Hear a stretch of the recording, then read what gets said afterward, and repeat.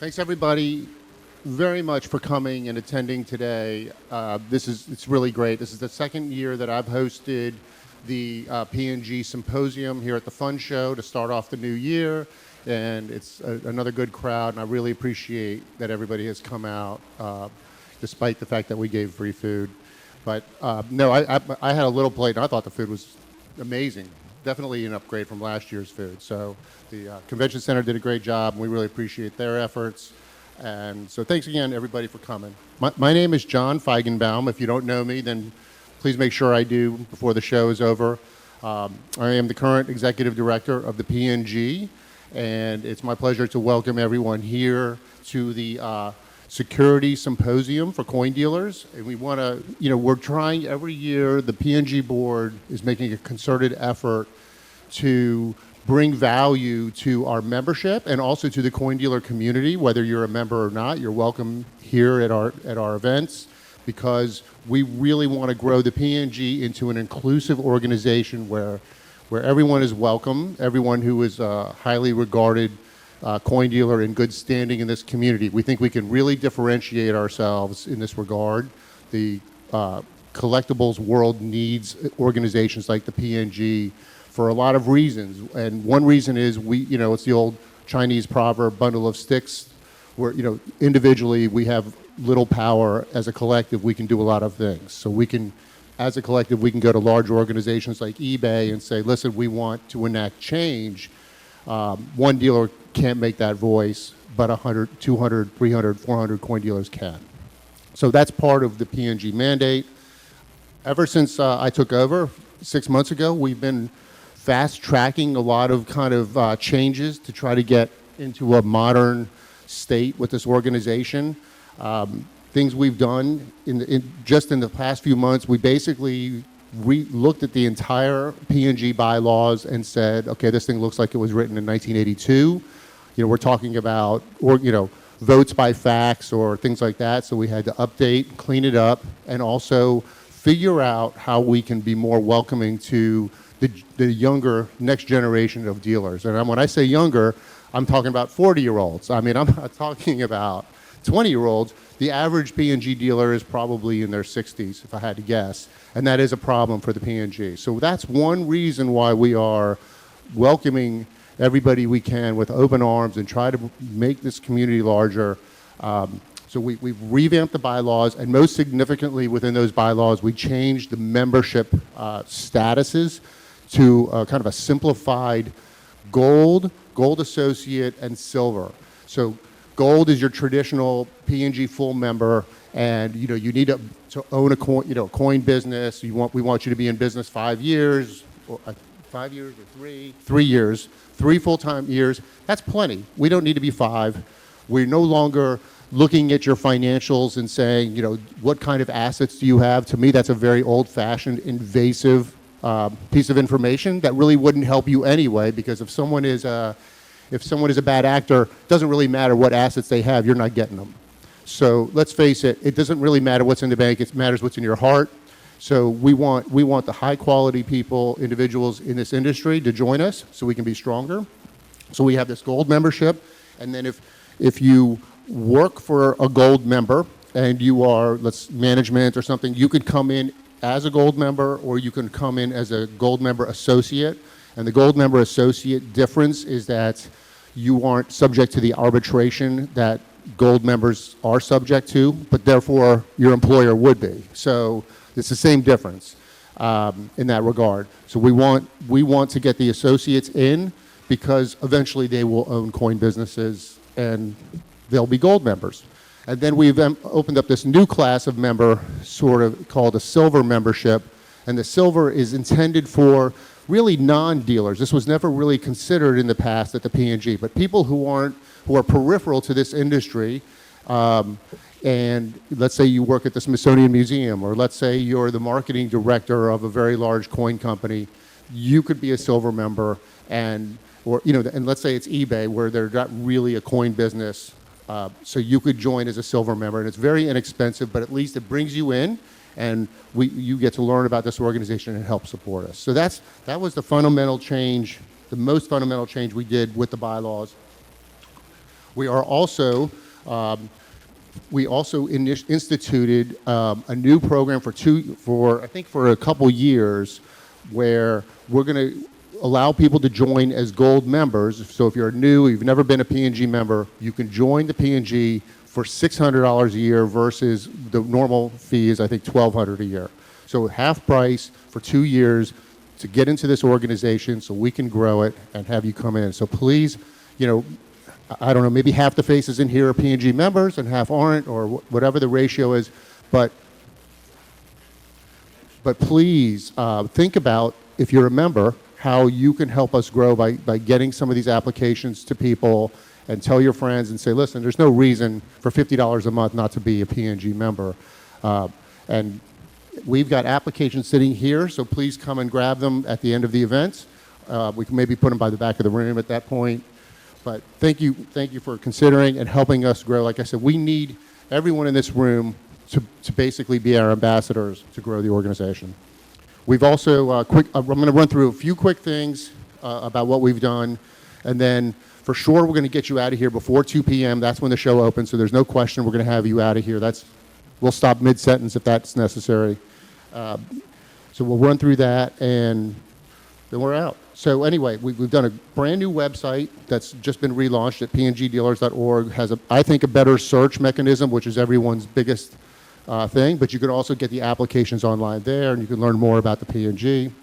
We've created, in the last 6 months, an entirely new organization within our organization called Next Gen. The idea behind Next Gen is to bring in, let's say, sub 25-year-old young dealers who we consider to be the next generation. Now, these young folks are being courted by numerous organizations, but what's unique about what the PNG is doing is this is a mentoring project. What we want to do is pair PNG members with these young guys, young gals, and teach them a lot of the important nuances of what it is to be a professional dealer. So for example, don't write bad checks, right? If you write a check, make sure it clears. And if it doesn't clear, how do you respond to that?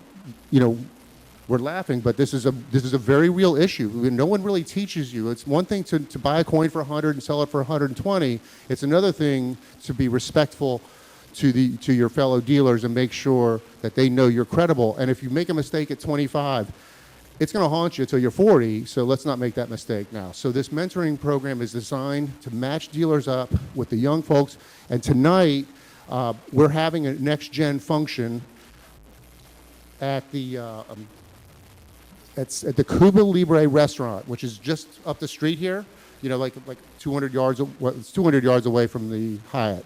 But the Cuba Libre at 7 p.m., any PNG dealer, we would love to have you. We actually have more YNs coming to this event than right now than we have dealer mentors. So please come at 7 p.m. It's a dinner. It's basically an open forum where we're just going to chat and introduce and get to know some of these young people, which is just fabulous. It's great for you. It's great for them.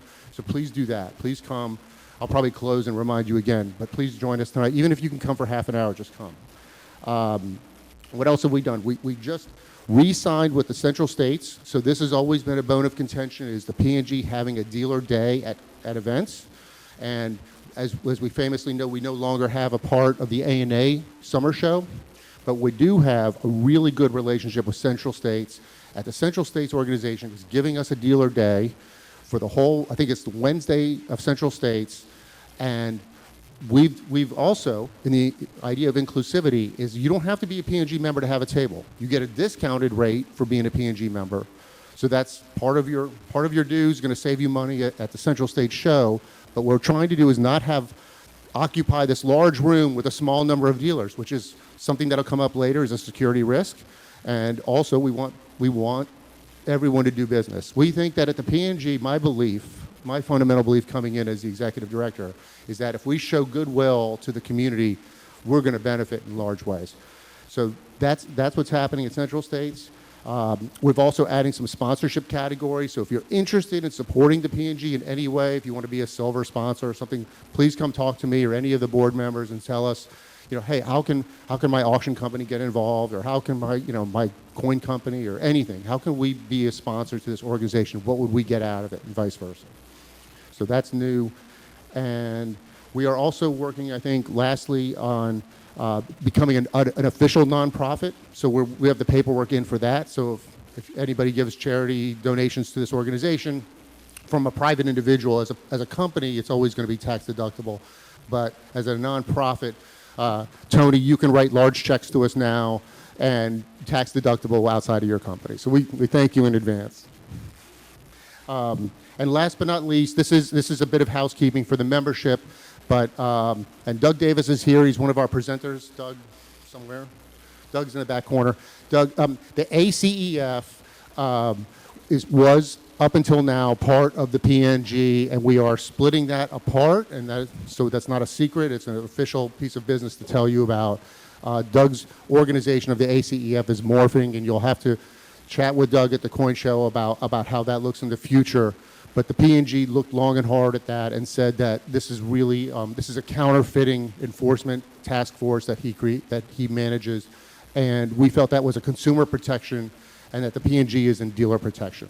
So we are really about dealers at this time, and we think that was better suited elsewhere. And it's found a good new home, so you'll learn more about that in the future. So thank you again for coming.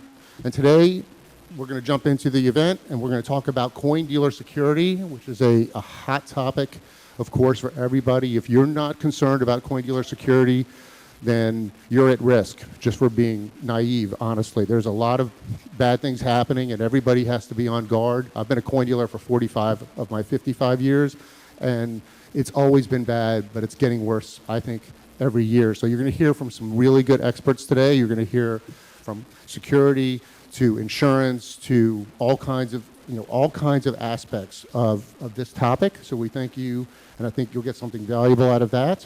I want to thank really quickly James Sago and Jeff Garrett, because as board members, they've just really been instrumental. I'm just up here talking words, but they did the heavy lifting along with Tina Valenka, who made sure this room was prepared properly and so on. She couldn't be here today, but we can thank the three of them for everything else. So I think without further ado, Jeff, I'll introduce you. Jeff Garrett is a PNG board member for more years than I can count. Gives an awful lot to this organization. He's the owner of Mid-American Rare Coin Galleries. He's a past president of the PNG. He's past president of A&A, editor of the Red Book, and nobody more qualified to introduce.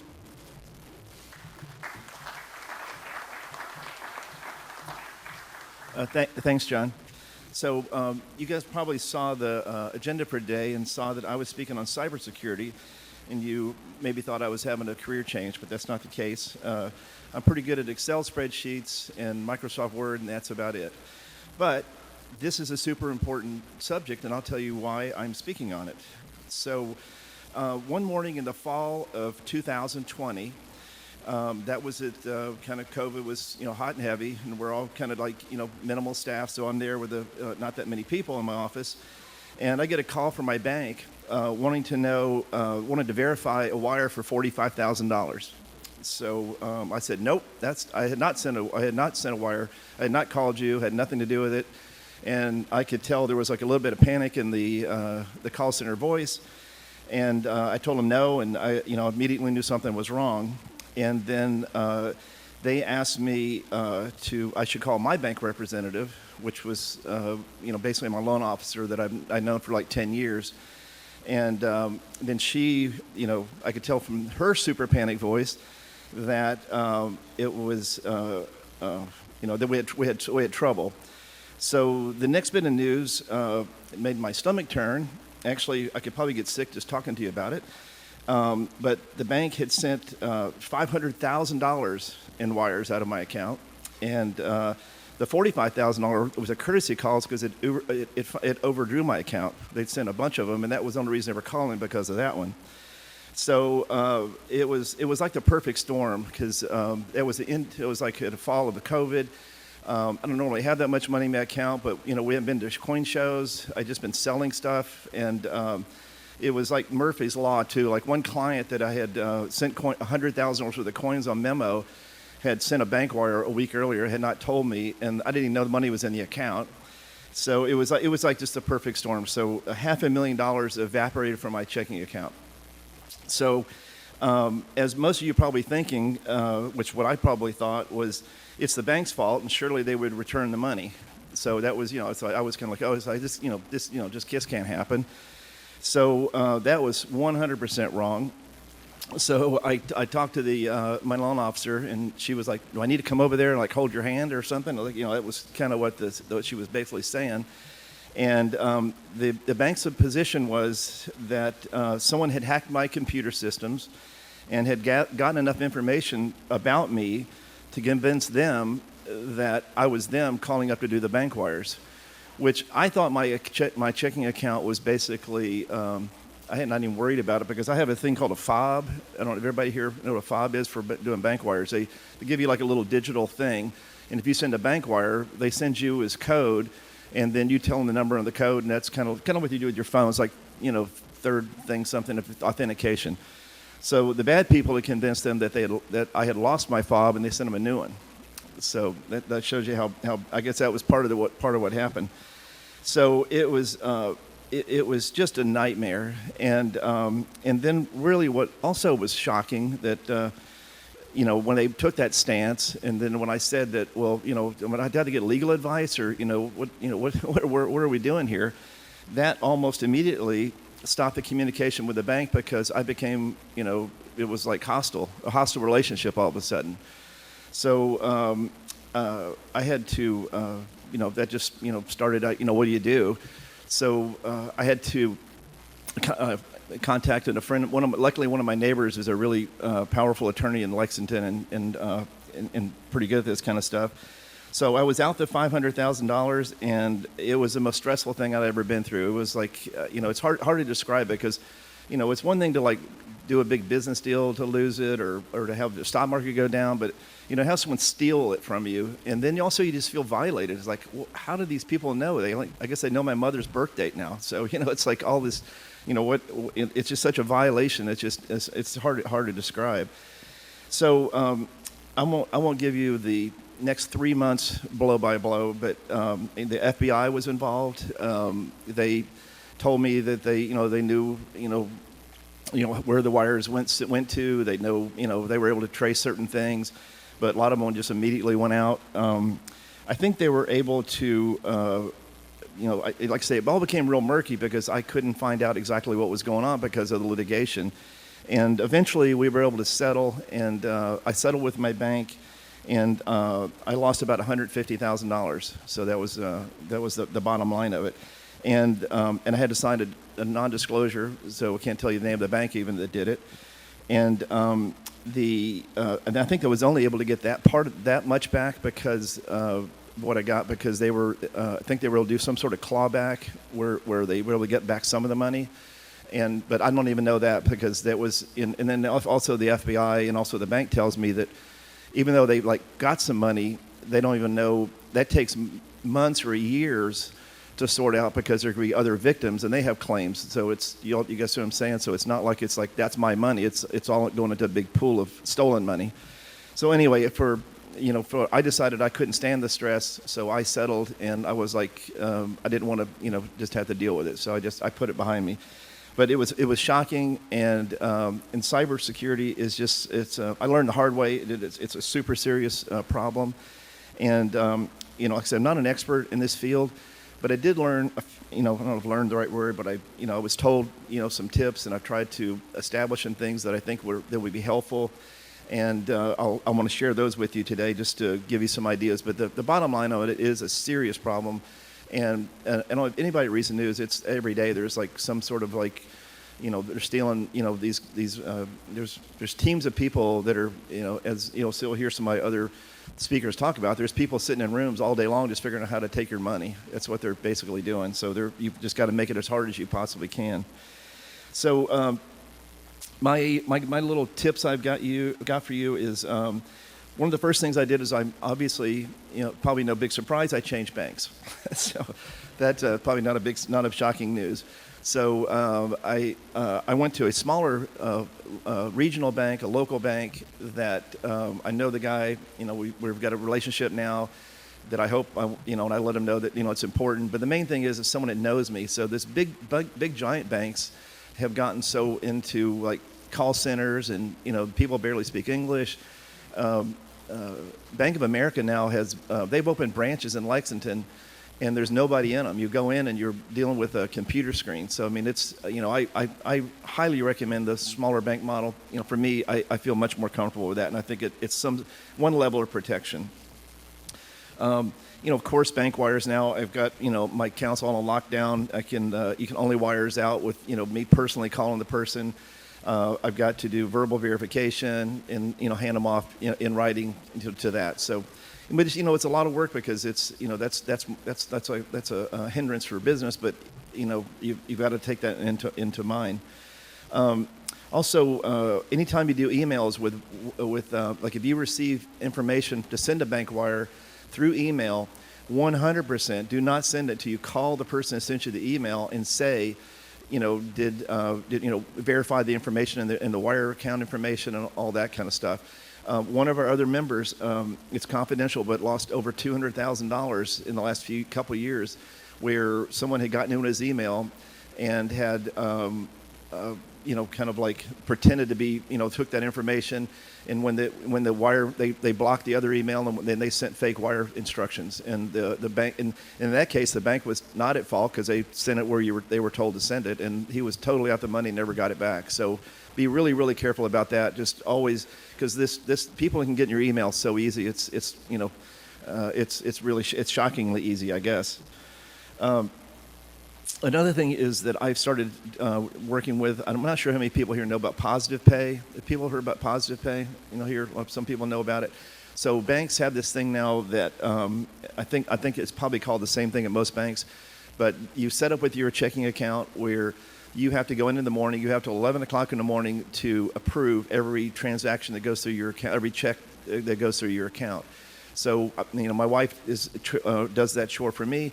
And she goes in every morning and looks and boom, boom, boom. Yes, we wrote those checks, and she makes sure that that those were done.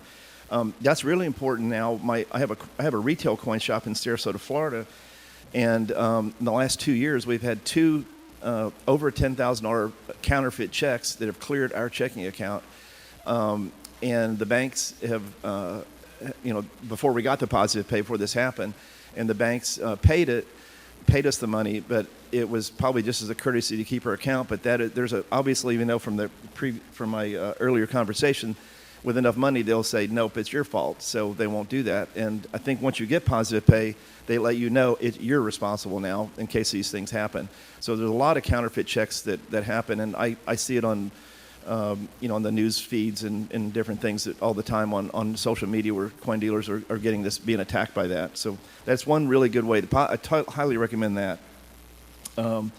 One thing also I did is I hired a company called Nexigen in Cincinnati. They came in and they put all the latest and greatest cyber protection software on my computers. Also to back up everything, in case someone takes all my information. And I wish I could say I'm not an expert in cybersecurity, but I know that I hired someone. I pay him $500 a month to try to protect my systems the best I can, because you're only as good as your weakest link. If I can be super careful about opening emails, but one of my my secretary opens up an email and it's got all of a sudden they're in your whole system. So it's real easy to do that. Also, the ransomware thing. I know that some of the biggest companies in the country have been attacked by ransomware, and that's a serious thing. So you definitely have to be aware of that and try to protect yourself, because that I'll mention that here in a minute. But that ransomware can be, it's one thing to to steal your information. You think, oh, it's not that big a deal. But if they steal your customers' information, that opens up another level of liability that you don't even know you have, and it's like it can be exponential as a problem. Another thing, just as simple, is don't keep anything sensitive on your computer. Like, if you have tax returns or anything like stuff, anything that's sensitive, you can put it on a flash drive or a hard, or another external drive, and only use it when you're using it, and then take it off, so that that information is not on there for someone to, if they do in the random time pop into your computer, they can go steal that information. So that helps. I think that's a good idea to do that. Also, if you've got a lot of money, and we, in these days with bullion business, everybody here knows that, it's not unusual to do $100,000, $200,000, $300,000, $400,000 bullion deals. And that money for a little while is in your checking account. So, that's a target. So just be really aware when you've got big money that's going to be floating in your checking account for a while to be careful about that, and maybe have the money immediately moved to a restricted account that doesn't have wire ability out of the account. So that's something to think about. And then finally, one thing is, and I have not done, but I'm going to research it, is buy cyber insurance. And one of our speakers today might mention a little bit about that. But it's cyber insurance you can get now. It protects you from liability, like I mentioned, protecting customers' information. Financial coverage in case you're down and you can't operate. I think Heritage was down for a week or so. They had a massive one a year or two ago. So it can have, for big companies, it can have a big financial impact. Also assist with the managing the incident, which is like things like even dealing with sometimes these guys, like I remember. One company actually had to pay the ransom. That was the recommendation. And I think now they're penalty people not doing that. But dealing with those people, it's better to have a professional do it, take a little bit of the emotion out of it. And also protect against social engineering, which is, there's so much of, like, my case was probably identity theft. I guess you could bring it back down to that. So there's ways you can protect yourself on that. So I don't know the cost exactly on that, but I can tell you one thing. I'm investing a little bit of money in it because it was 100% the most stressful thing I ever went through, and I don't want to ever do it again. So I'm trying to protect myself on it. And I wanted to that's one of the reasons we're trying to do this whole thing. You'll hear probably some more stories about things that's going on. But it's there's definitely real and present dangers out there, especially with when you're having things to do with financial and with security like that. So. Well, with that, that's my part. So with that, our next speaker I wanted to introduce today is Robert Wittman. And Robert Wittman I've known for, when the ANA thing, was that 15 or 20 years ago? It might have been, it was 15 or 20, so it was at least 15 years ago or so. But I was on the ANA board, and an employee had stolen coins from the ANA museum. And we couldn't get we had them like dead to rights, all the information. And we couldn't get the local police. It's a coin. How do we know? You didn't find it. Just et cetera, et cetera. And we were able to. Someone put us in contact with Robert Wittman, who has a background, and he was able to get this person arrested and convicted. So he was. We knew he's the real deal based on that. But Robert is a highly decorated former FBI agent who has been responsible for the recovery of over $300 million worth of stolen art. He's been featured in numerous films and TV shows about the world of stolen art and material. His book, Priceless, How I Went Undercover to Rescue the World's Stolen Treasures, is a really cool book. If you have a chance, you should read that. It's things that kind of like probably our hobby as well. And he has a unique perspective about the international threat our hobby faces now.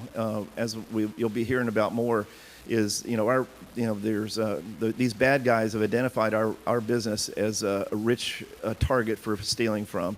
So with that, we'll have Robert give us a little presentation about what he deals with. Thank you.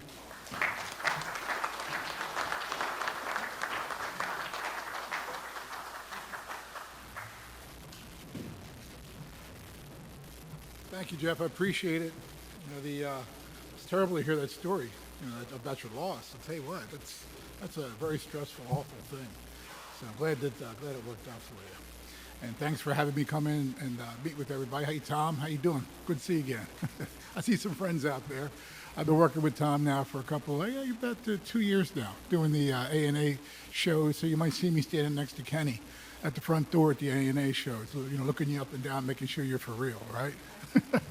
But I want to talk a little bit, I guess, about the overall, the large world of theft, all right, involving high-value assets, not just coins. I mean, it's everything. And, for 30 years at the FBI, 20 years, from 1988 to 2000, I think we did that case around 2012, I think it was. I was involved in just that, high-value asset theft, fraud, forgery, fake, all different types of crimes. And what we see today is that there's a $200 billion worldwide market, okay, that's legitimate, for art, cultural property, artifacts, collectibles, and we fall into that dealer collectible part of it. And, you know, for many, many years, what the FBI would do was chase bank robbers. I mean, everybody knows about that. It's a federal crime. Can't rob a bank. Well, the usual bank robbery today is less than $1,000. All right, and then what's going to happen is you're going to have the FBI and the state police and everybody chasing you, you know, when you have that situation. Many years ago, there was a famous bank robber by the name of Willie Sutton. Some of you who are, you know, a little bit more gray as I am might remember Willie Sutton. And Willie was caught, and as he was being led away to jail, a reporter said to him, "Willie, why do you rob banks?" And Willie looked over his shoulder and said, "Because that's where the money is." Well, the problem is today, that's not where the money is. I can just give you some examples. There was a Tom Brady rookie card signed a couple of years ago, sold for $2.2 million. This is a football card, all right? You know, a Mario Brothers game last year, I think Heritage sold it, sold for $660,000. A Mario Brothers cassette game. And the big one was a Mickey Mantle rookie card, not even signed, from 1952. It was rated a 10, you know, so as good as it could be. $12 million. Well, let me tell you, folks, you know, criminals follow the market. They read these articles. So when they start seeing things like that, you know what that does? And you guys know, because you're in the business. If you got a Mickey Mantle rookie card from 1952, and let's say it's a 4 grading, it's still worth $200,000, right? I mean, you know, if you have it in your house and somebody comes in and steals it, and guess what? It's not a federal crime. It's a local crime. So your local, you know, township PD or state police will be the ones who show up.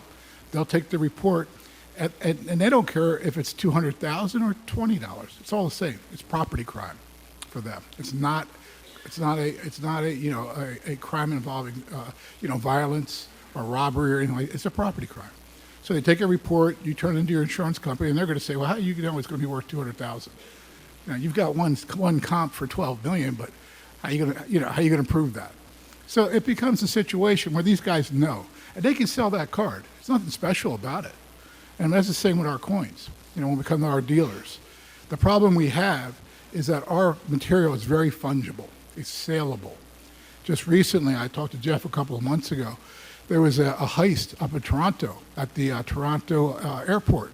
$20 million worth of gold was taken out of a warehouse that had come into the country from Switzerland. These gold bars were marked, but it doesn't matter. You're not going to be able to prove where they came from once they're melted or once they're sold. Very easy to sell gold bars. In fact, Jeff said to me, "Hey, do you know the guy who got them? I want some." No, just kidding. No, but I mean, really, right? I mean, it's a situation where it's very hard to be able to get these back and prove where they came from. Same thing goes with the coins. I was just coming up the escalator, and I was looking downstairs, and I saw a couple of dealers. They had all their boxes laid out on the floor, and all their coins were all laid out in the boxes, and they're all looking at the coins. That's rife. I mean, you're asking for trouble, okay? That's the situation. So a lot of this problem that we're having as far as people coming in and stealing our coins at these trade shows is our own fault. It's us. We're first. We're the first line of defense, and we're the first loss, okay? It's not doing what you're supposed to do at these shows. If you don't want to be a victim, you have to be aggressive. You have to be the type of person who's going to stop these individuals from making you into a victim. Now, at the FBI, I can remember back in the 90s, we had gangs coming in from South America. And the case was called Cold Gems. It was a national case, and basically it had to deal with Colombian gem thieves. Eventually, they weren't Colombian anymore. They were just gem thieves. And the real targets were all of the jewelers. The jewelers were the ones who were really getting hit hard. And they had this thing called the Jewelers Security Alliance, which exists today, which has done a really great job of education, right, Kenny? Yeah, with the Jewelers Security, JSA, and they've done a great job of education for their jewelry people. What's happening now, because of the value, and remember, we're talking about value here. You know, gold back in the 90s was what, $300 an ounce? Today it's what, $1,500? 2,000? That much? Damn, I sold it like 5 years ago and lost money. Okay, so here's the deal. Because of the fact that gold's gone up so much, you're now targets. It's easily sold, easily stolen if you're not aware, if you're not being careful, and you're a target because of the value. So that's what we have to be on the lookout for. These individuals come in, they do distraction. It's one of the things they do. They're gonna have one person. They work in groups. The ones we looked at were wearing baseball caps, specific caps. They would take their cap off as a signal to the other person. They come in. It might be a woman or a man or more than one, a few. They'll come in. They'll talk to you about your coins. One person will have you on the side. The other person's reaching behind your counter. Or they'll get even smarter. They'll come in and on a day when it's like shutdown day or startup day, and they come in with a trolley or a cart, and they put your whole collection on the cart and go out the door. This is how they work, and they're doing this a lot, okay? Because they've targeted you now, not just jewelers, but the coin people. So be careful with that. I got a couple of small tips to give to you. And I know Kenny's the one who's really the expert at this. I mean, he's the guy. But a couple of things I picked up on that I thought would be interesting that I haven't seen coin people doing at their shows. Like before the show starts, you want to make sure that you have your travel plans created discreetly. Don't be telling a lot of people, hey, I'm going to the fun show next week. Yeah, it's going to be great, and I'm going to have a great time. And you tell everybody in your shop that you're going to be doing this. Don't do that because they know you're gone. It's like people putting on Facebook when they're on vacation. You put all these pictures of Peru while you're on vacation. Well, you're telling thieves to come into your house now because you're not home. That's exactly what you're doing. So don't be doing that. Don't put it on Instagram. Don't be putting these things on Facebook. Keep it to yourself. I like this one specifically because I actually do this. Take a portable camera device. I use this thing called a CASA, K-A-S-A. And it's a portable little camera device which you can carry anywhere. You can buy them in packs of 3. It's like $100 for 3 of them. And you can set it up. You hook it up to your telephone, your iPhone, and you actually have a record of everything that's going on right in your booth so that you can actually sit there and look at and record all the transactions, all the people that come to your booth on your own CASA on your phone. And you have that throughout the show. So that gives you a record of everything that's going on in case anything happens. During the show, don't leave your booths unattended. I've seen that. I know you're going to talk about it, but we see it all the time. Guys, they put their what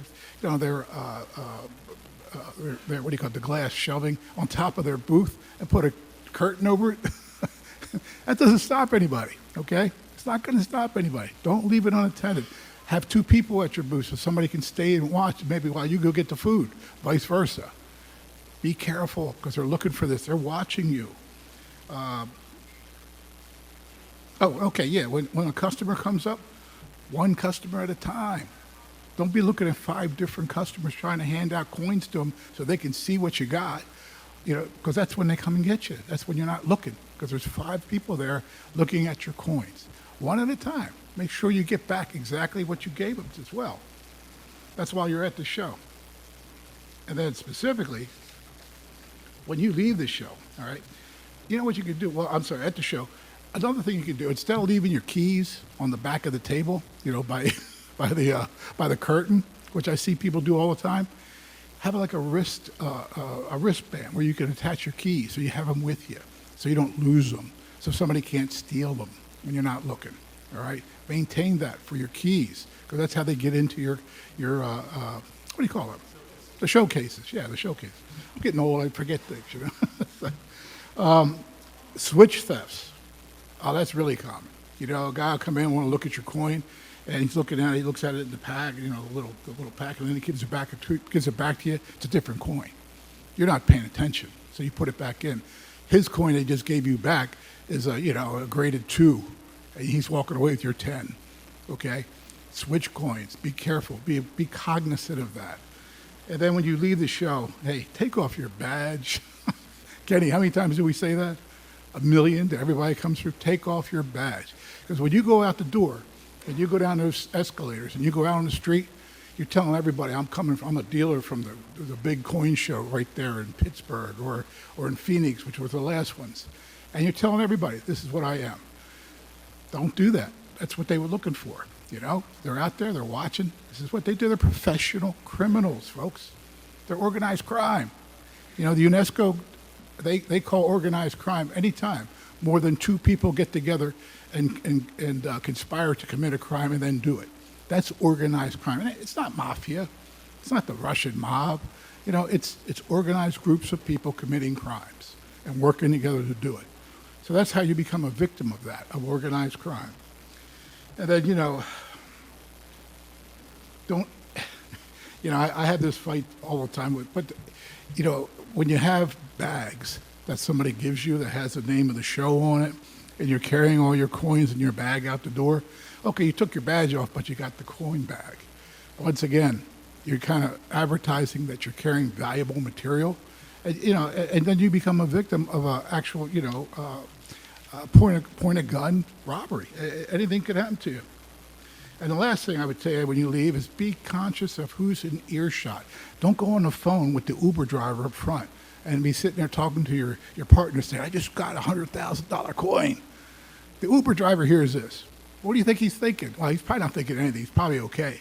But who knows, right? Who knows? You're walking down the street and you're talking on the phone and you're telling people what you just did. Who's listening? Maybe the homeless guy sitting right there with a gun? I don't mean homeless. I mean just a guy sitting there with a gun ready to go. Don't be the victim. Don't go out there and act like you can, you know, and keep and not realize that you're the guy who's going to bring this upon yourself. All of that is part of this. So the big picture is big money, big news, big crime. That's why it goes up. It's because of the values, all right? And we all know these coins are getting more and more valuable. That's why you're in the business. You guys are dealers. That's why you do this.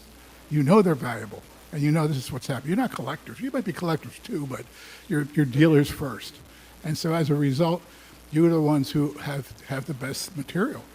And so you're the ones who are going to be the targets for these individuals. So what is it? Keep vigilant. Keep looking. Keep watching. We at the FBI, we did a study on institutional theft, and we found that 90% of institutional theft is insider. It's inside jobs, folks. It's people stealing from within. It doesn't necessarily have to be, you know, an employee, but it's people who have access to your coins, who know what they are and know where they're at. And that's what we're talking about. These are inside jobs. Even though they're not people who come in and, you know, who know you or are a friend of yours, but they got inside information now because they know you're a dealer. So that's what you have to be careful of, all right? Don't be that guy, right? All right, I got to go.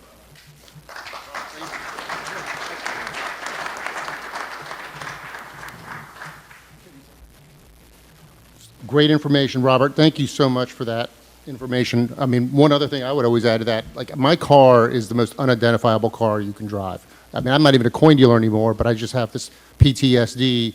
My car has no stickers on it. It's white. You know, there's a million white Audis in my city now, and I can't even hardly find my own car, which is, I think, really good. You know, you put a custom plate, you're going to be easily found. So moving this along, this has been great so far. We're going to introduce Jolene Daniello next. She's from Gallagher Insurance Company. Jolene's going to come up and tell us about insurance programs that dealers like yourself can look for. Cyber is a huge one. So we're looking forward to hear from Jolene, I'm sorry. She's a UVA grad, which I won't hold it against her, frankly, as a Hokie. From a family business. You've been in the business your whole life, I understand, so that's great. Perfect. So you can just speak off the cuff and help us out and tell us what we need to know. I can, as you come up, I would say one thing I learned as a coin dealer with insurance was when I was negotiating my theft rates, I made sure to add a clause. You're going to probably hate me for this, but I added a clause in my insurance that said, if there's a theft, I want replacement at sales, at retail value. And I got it. I was able to negotiate that so that if there was a theft, which never happened, I wouldn't be arguing with the insurance company over the market value of the coins. So, you know, the insurance just wants to know what their exposure is. So please come on up and tell us some things about insurance and what we can do. Thank you. And then after Jolene comes up, we're going to finish out our time with Kenny Mullins and Doug Davis, who are just instrumental in the right hands on the ground with crime, and they're going to talk about their stories and also do Q&A until we run out of time. So thanks, everybody.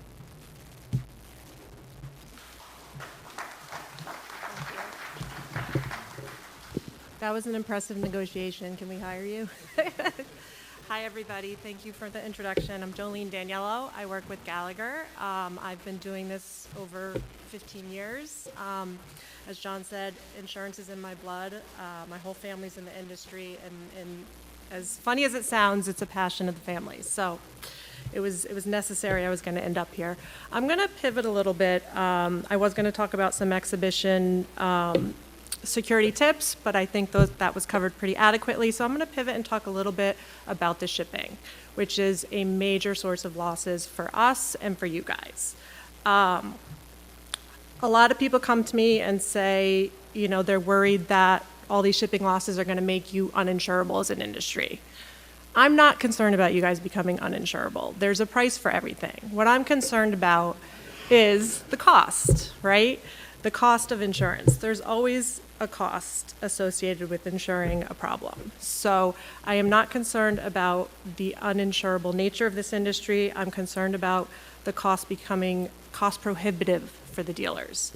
So I want to go over, I think it's a good time of year for you guys to go over with your team and your logistics departments certain things that you can do. And coming up with a checklist is what I tell all my clients to do. Similar to when I'm packing my kids' backpack for school.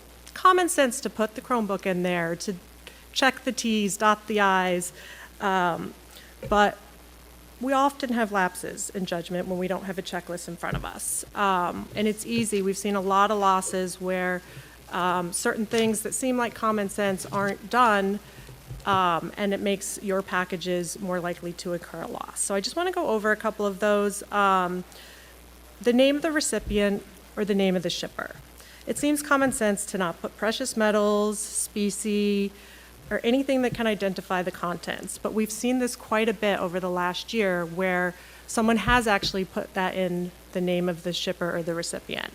On most policies, that's actually a violation. I've paid a few claims where I've been able to get the underwriter to kick in a little, even though someone did violate that because it was a first-time offense. But that's something that's really, really important for you to let your shipping team know and to make sure that they pay attention to that every time they create a label. In addition to that, we encourage people to change the acronym or the name that you're using as the shipper maybe every 6 months, because people can catch on to what you're doing. Maybe someone sliced a box open, they sell precious metals, now they know, Mid-American RC is a precious metals dealer. Even if you keep using that same acronym that doesn't identify you, the carrier might know that this is actually what you do. Double boxing is common sense. Using packing material to prevent the shifting is pretty common sense. Reinforcing with strong tape, I know you guys all know that, so I'm not going to hone in on that. Minimizing the time in transit has become a really big one for us. So I know a lot of times you're shipping and you're going to ship on a Friday and your team has to get something out, but the longer it stays in the hub, the more likely it's going to get lost. Most of my policies don't have a condition where you can't ship on a Friday. Some of them do because they have had high rates of losses, but most of my policies don't have that condition. But it's best practice to not do that, right? You want to act like a prudent uninsured, and I tell all my clients that. Act like you don't have insurance, right? Your claim will get paid, but you don't want to have a claim.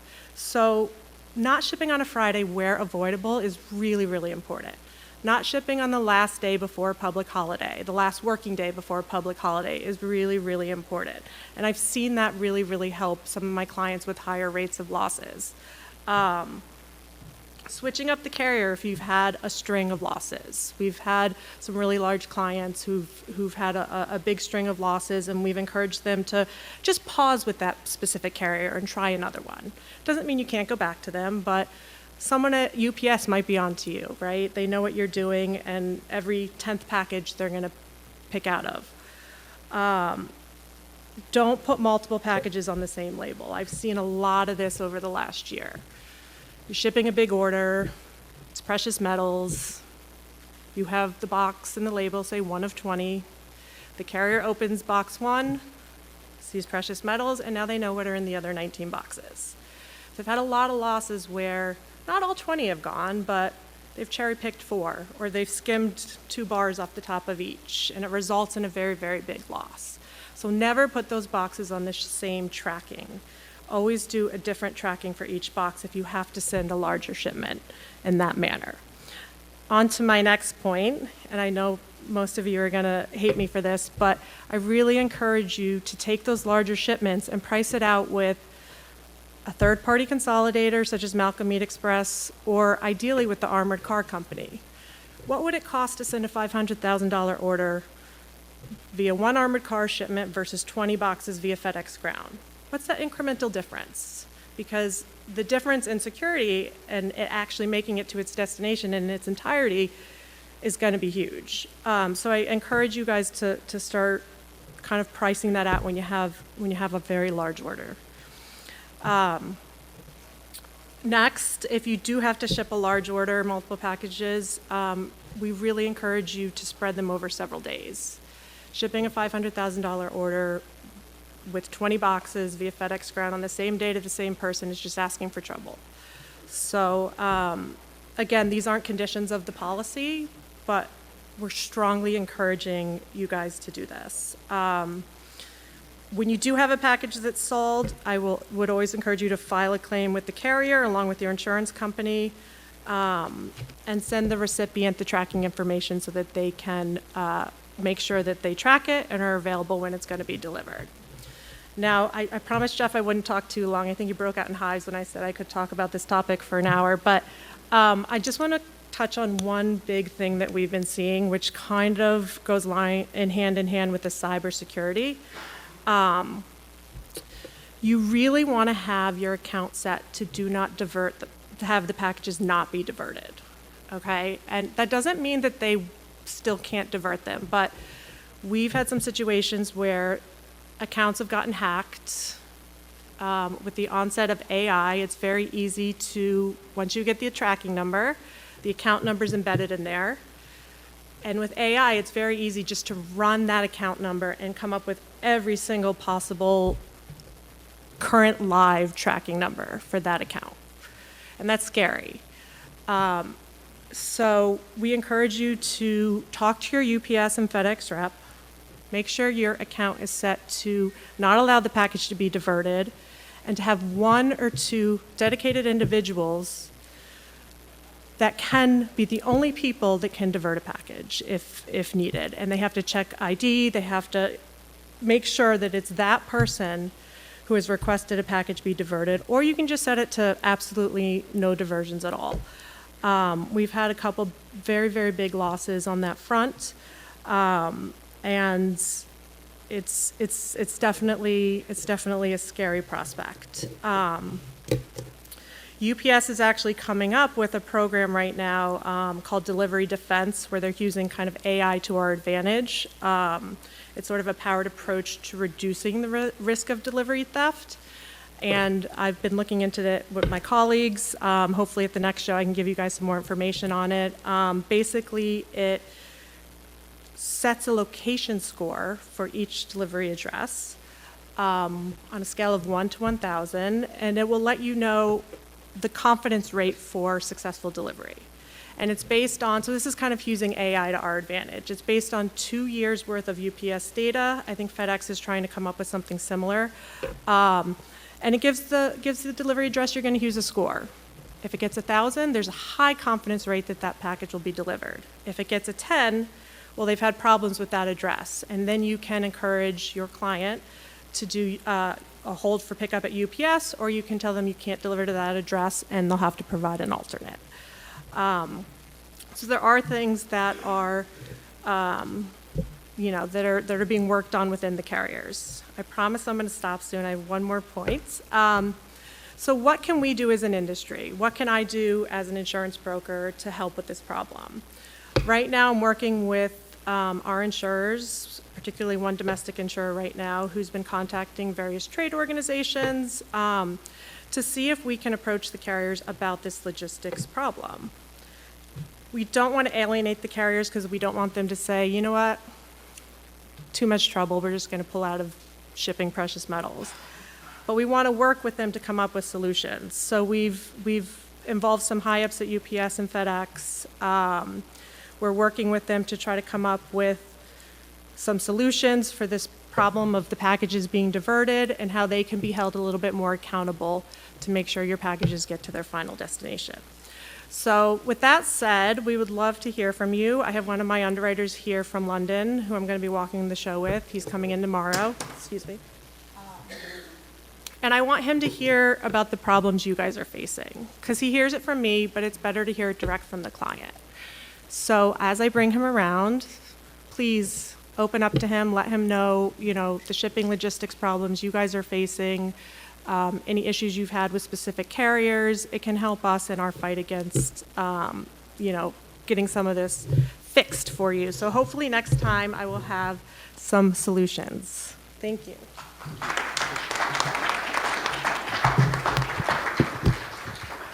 So that was Jolene Daniello, everybody. And I should have mentioned up front, she's with Gallagher's Insurance, and, obviously it pays major dividends to work with an insurance company that knows our industry. So what table are you at? Where will they find you? Table 847. Go see them at the show. They are an official sponsor of the PNG, so we appreciate them for that. And we hope you can do some business with them. I think Jeff said he does, right? So, perfect. So the last part of our presentation today includes, like I said, 2 VIPs in the crime aspect of the numismatic trade. It's Doug Davis and Kenny Mullins. If you guys will come on up while I introduce you. Doug Davis is the founder and president of the Numismatic Crime Information Center, known as NCIC. I speak with Doug all the time. It's been a pleasure as part of PNG to meet Doug more. He's got 45 plus years in law enforcement and crime, and he's also a coin dealer. So he knows, this is somebody who's intimate with our industry and knows everything that's going on. If you know of any crimes in this coin business, usually people call Doug first. He's sort of like the fulcrum of information. And Kenny, retired New York Police Department, Major Case Squad. Very good, I didn't even know that. Close ties with federal and state task forces. Kenny started with PPI 28 years ago and has supervised over 750 coin and jewelry shows. You usually see Kenny at the front door of all the coin shows, so it pays to know him, so he lets you in without when you forget your badge. But anyway, he's the co-owner of PPI, and thank you, Kenny and Doug, for coming today.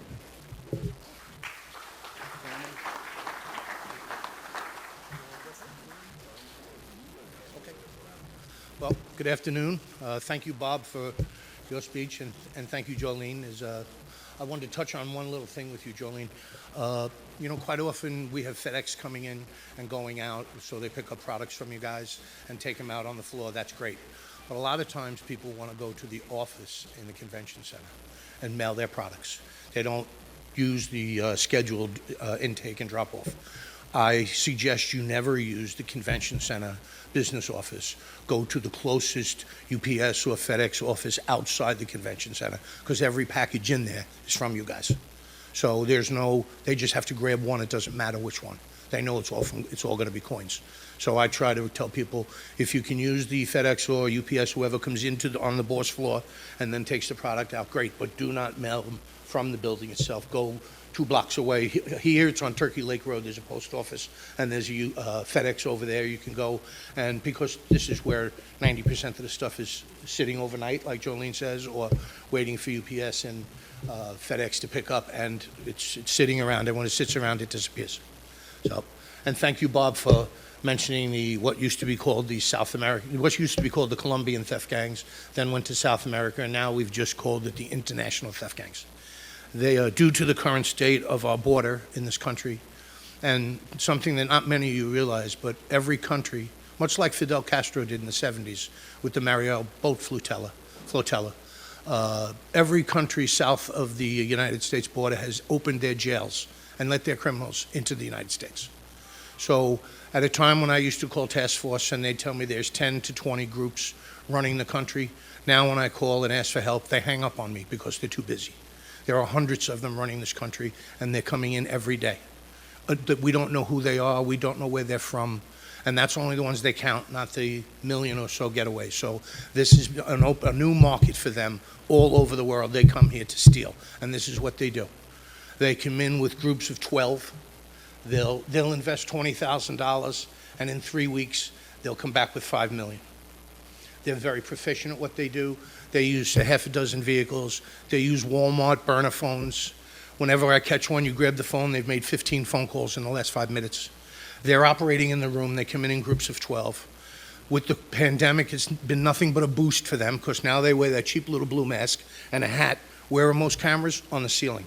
So what do? You get a hat and a mask on your face. That's it. That's why we make you take your masks off now and a hat when you come in the room so we can have a face ID. But these people are proficient. It's like Oliver Twist. They use children. They use pregnant women. They start a fight in this corner. It's all distraction. Another thing you guys make real big mistakes. I see it every day. You're counting your money in front of everybody. Sitting there counting. $43,000 was taken last year. 12 individuals was watching the booth. 12 of them. One person grabbed, they pretended they were a cleaner, which I want to touch base on that also. They pretended they were a cleaner. They were distracted by other members of the booth. Now here's the vendor dealing with that. Person in the empty booth behind him reached over. By the way, the bundle of money was so thick, they couldn't close the glass top of the showcase. So they didn't even have to open it. They just reached their hand in, pulled it out. That person walked away, switched it to another bag. It was switched 3 times before they left the building, before they left the boss floor. So even if you say, that guy, he's the one who robbed me, we grab him, he's already passed his bag to somebody else, This is how sophisticated they are. This is what they do for a living. A cop is a cop 12 hours a day. A criminal is a criminal 24 hours a day. So in 5 years, they have 3 times the experience as somebody who's an authorized law enforcement officer. This is what they do for a living, and they're very proficient at it. Bob kind of touched base on it. They're going to, the only thing that's going to happen is it's going to increase. And unfortunately, the propensity for violence has increased greatly with them. So they like to hurt you to let you know, this is what I mean business, and you'll just be complacent, you'll be compliant then. So unfortunately, it's getting very dangerous out there. I don't see an end to it. I see it getting worse. And you, as Jeff has said, are our first line of defense. You guys are, because you have to tell us, oh, we've arrested people, and I've had coin dealer come up to me saying, I was watching that guy before. I knew he was wrong. Well, call me. Everyone's got my number. If you don't, I'll give it to you right now. Just grab a security guard, call us, because we can't pat down everybody who walks in the room. We don't know that this person walks in and 5 minutes later, his partner walks in and 2 minutes later.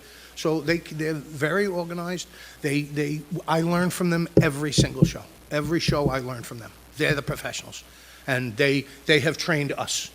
So I'll let Doug talk, and then maybe if anybody has any questions for us, I'll be happy to answer them. Doug? All right, thank you.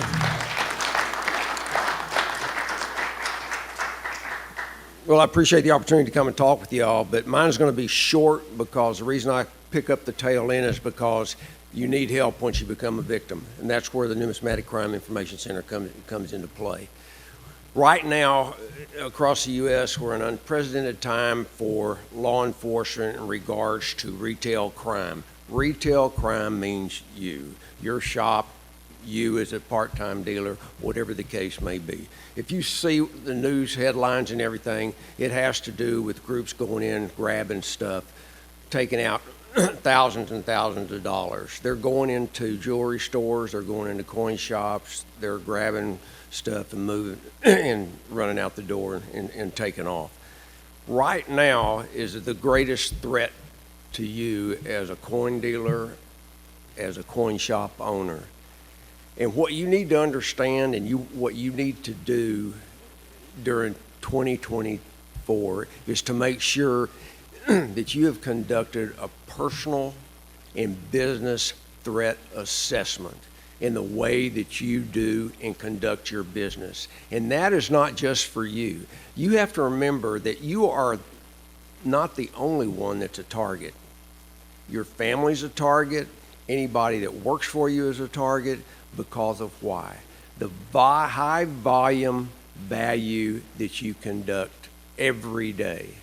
And let me tell you right now, 80 to 90% of law enforcement does not know jack squat about the numismatic industry and the way this business is conducted.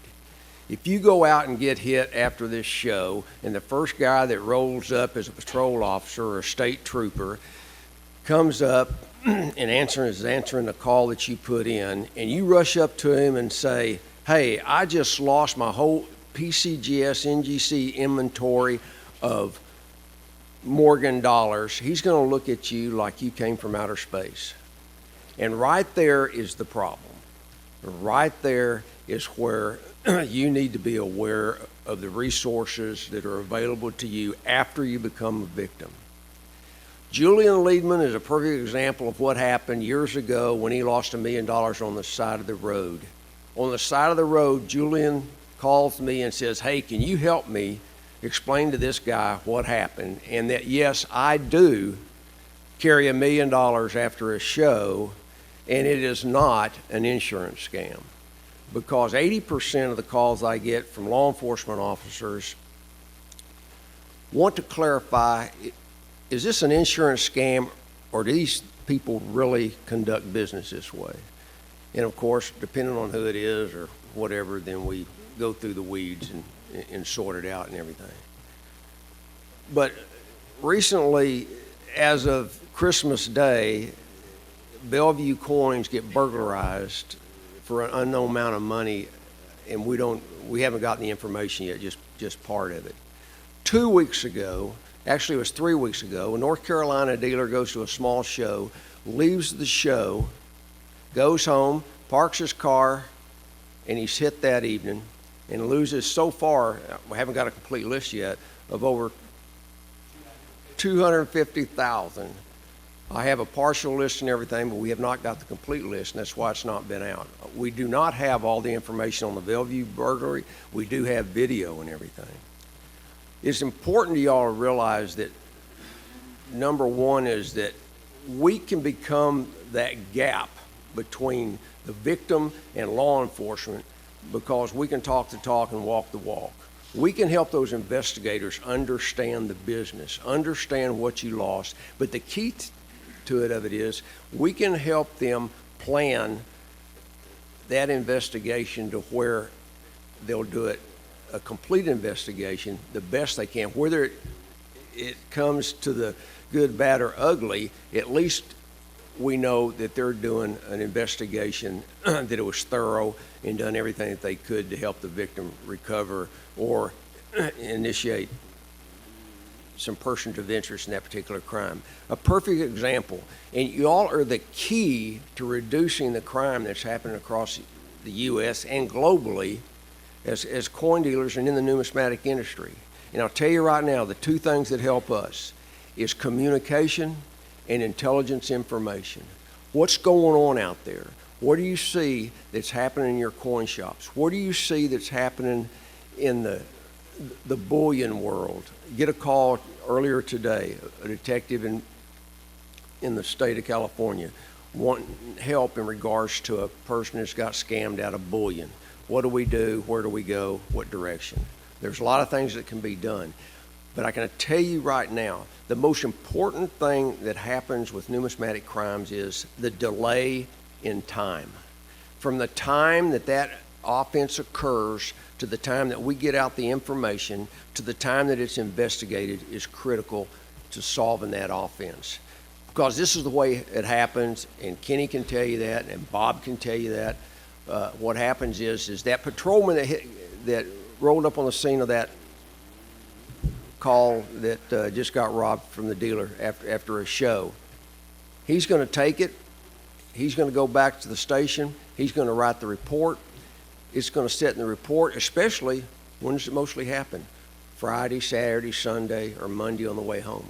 So then it's going to go to their supervisor, who's going to correct the report, send it to CID, then CID is going to look at it, and then they're going to decide whether or not they're going to give you a call or not. And then we're looking at 3 to 5 days in regards to initiating that offense.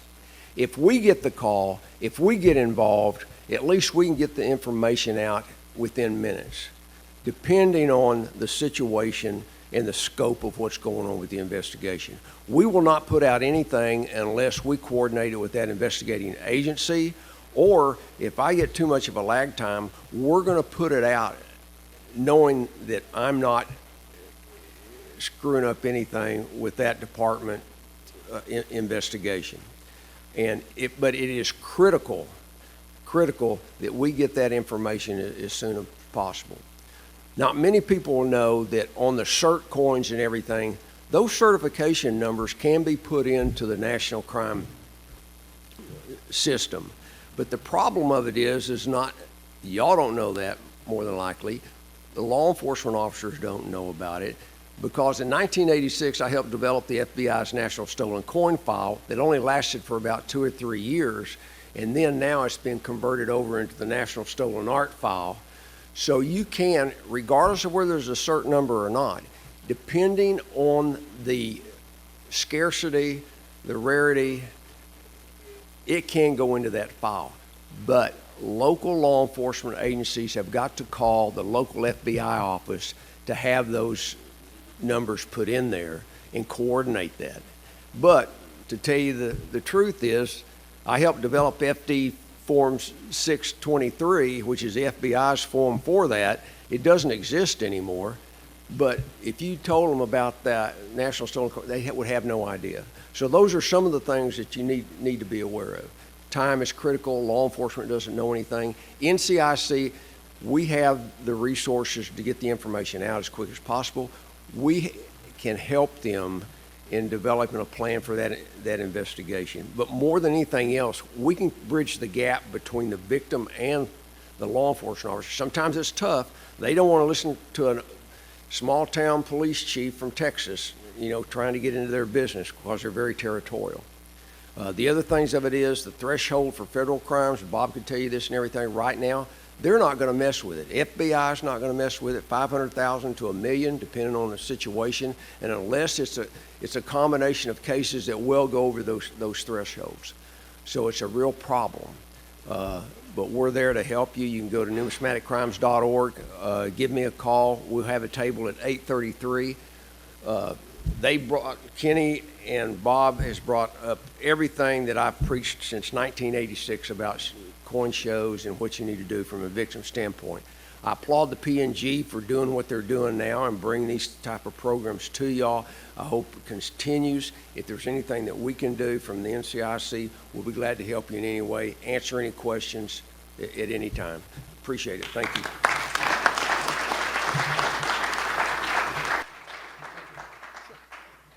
Thank you. We're going to basically conclude here. Thank you, everyone, for coming, because we're getting towards the show time, and I didn't want to keep anybody. But I just think this was an incredible panel. So thank you guys, James, and for coming today. And we're recording this whole thing, so we're going to put it online, and so we'll share that with the PNG membership. I think you can see we're adding value to this organization every minute.